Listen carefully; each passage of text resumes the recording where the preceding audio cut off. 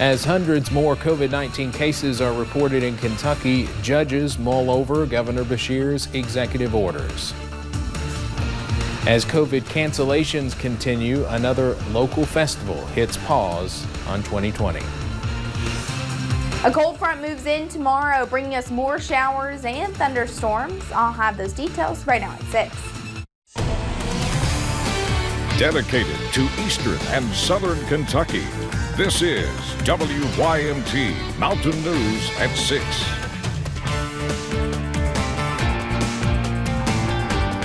Good evening again. Kentucky has now surpassed 21,000 coronavirus cases.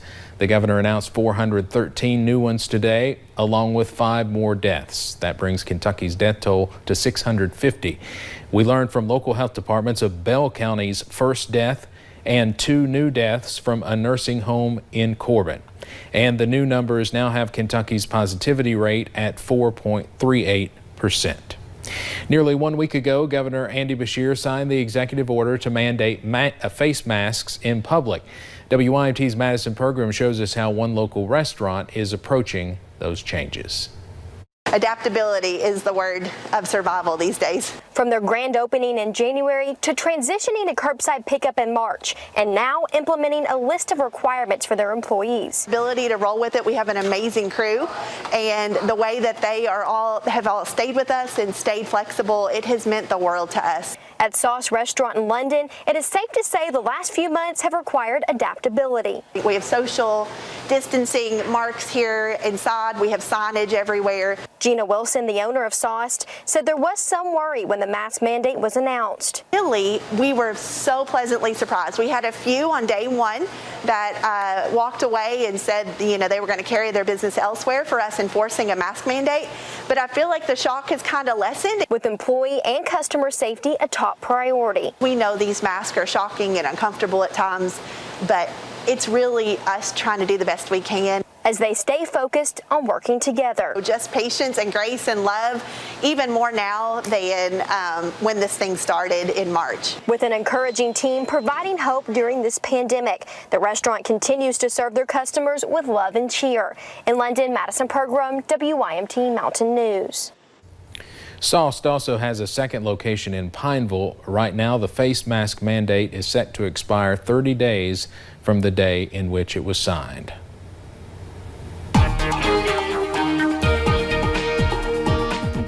And a few scattered showers and thunderstorms still pushing through the mountains, but only a few of them, and so far they haven't been too bad out there. We'll take you up to Pinpoint Doppler. We can see some of them are popping up a little bit, mostly just bringing heavy rain and some frequent lightning. You see a few still popping up back towards Lexington, so we can hang on to a few heading into the evening hours, but you see kind of some heavier storms starting to move into parts of Floyd County and even just kind of south of West Liberty in parts of Morgan County. And like I said, just heavy rain and some frequent lightning. They're not on the strong to severe side by any means. Temperatures across the area, if you've seen some rain, a little bit cooler, like Jackson and Hazard at 82, 87 right now in Pikeville, 89 in Harlan. Still no 90 degrees though down into Somerset, London, and down into parts of Williamsburg. Those dew points into about those lower 70s. Jackson close to the mid 70s.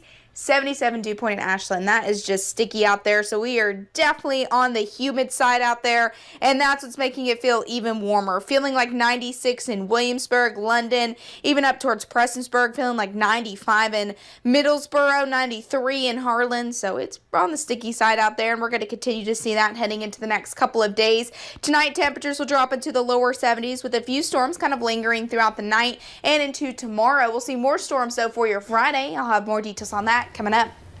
All right, Paige, thank you. Another festival in the mountains will not be held this year. Officials with the Mountain Heritage Festival announced the 38th edition will not happen in 2020. WYMT's Will Puckett has more on the decision.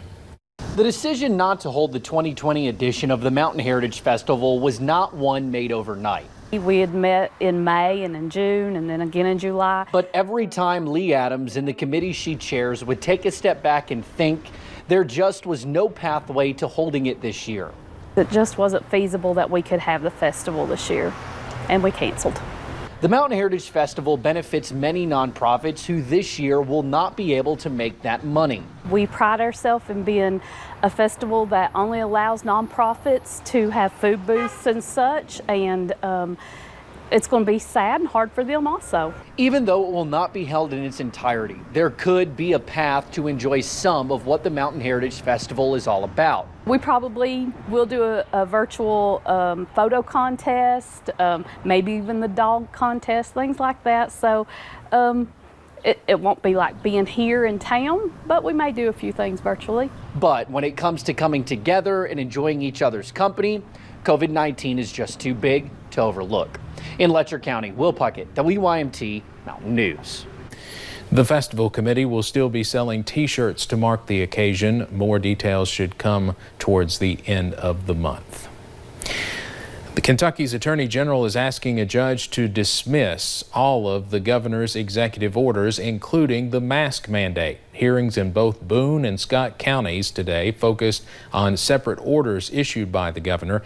Victor Puente breaks down now what happened in court and where those cases stand. This hearing came about because of a motion filed by the Attorney General. There was no decision here today because of another motion involving the judge in this case.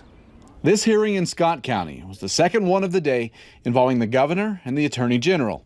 The first was in Boone County. Daniel Cameron asked a judge to block all of Andy Beshear's COVID-19 executive orders and to block him from issuing any new ones. That was connected to a restraining order the judge had already issued preventing COVID regulations from affecting daycares and racetracks. In that new motion, Cameron said the orders were given without public comment or notice.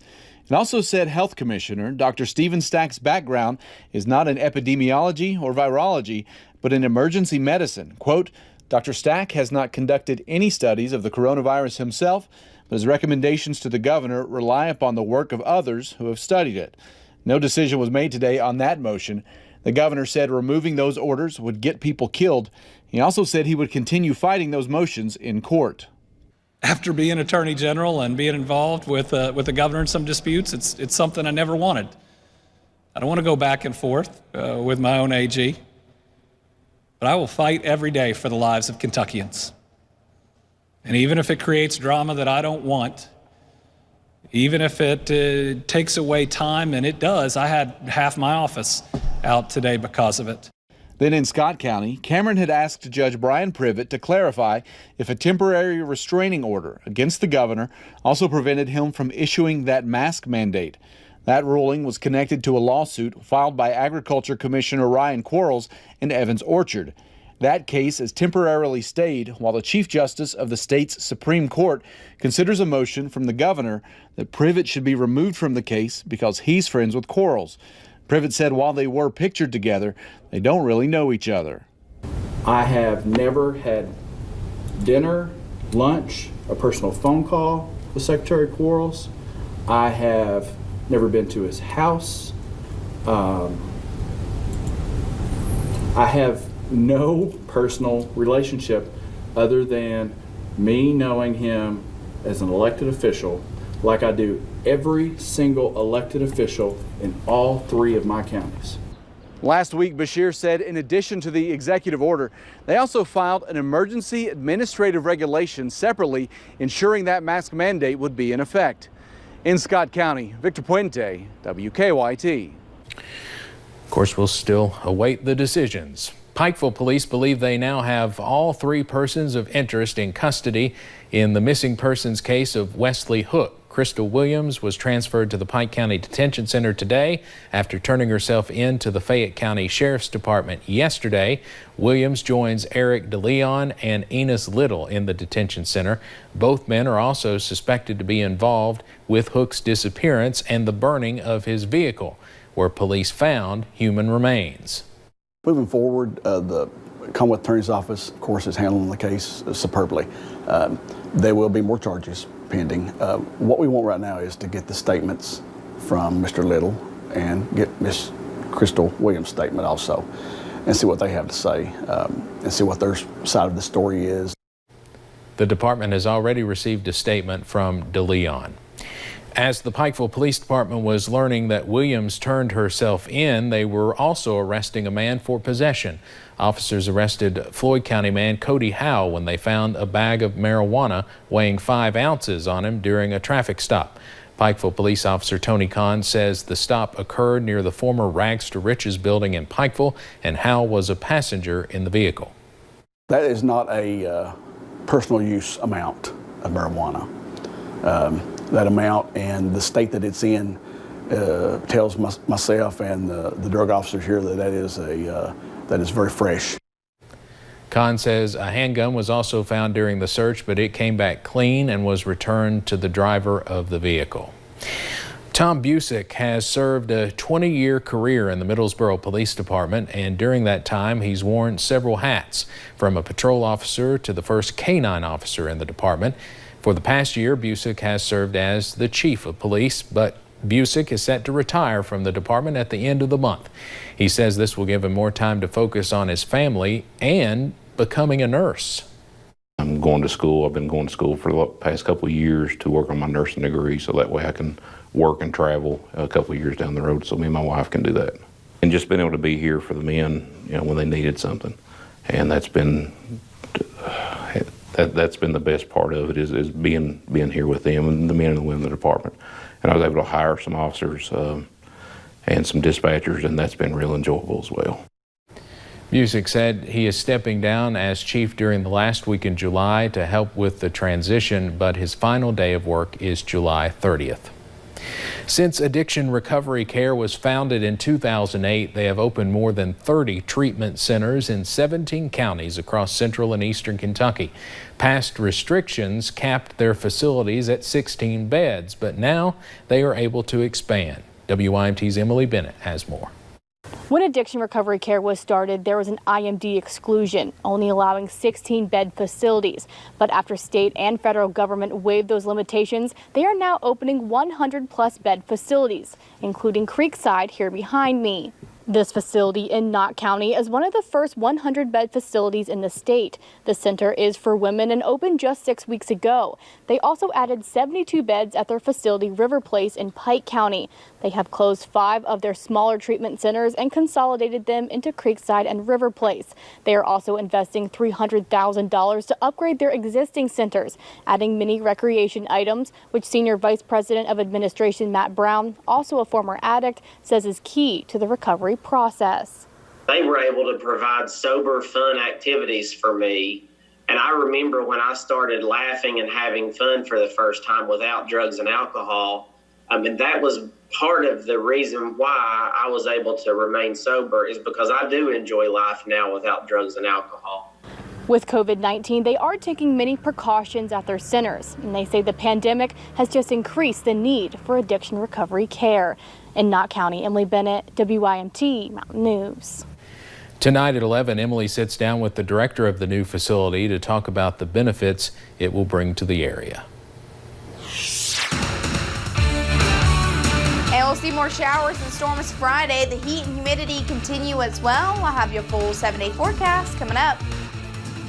And a historic building in Bell County gets new life as the Chamber of Commerce looks for a new home.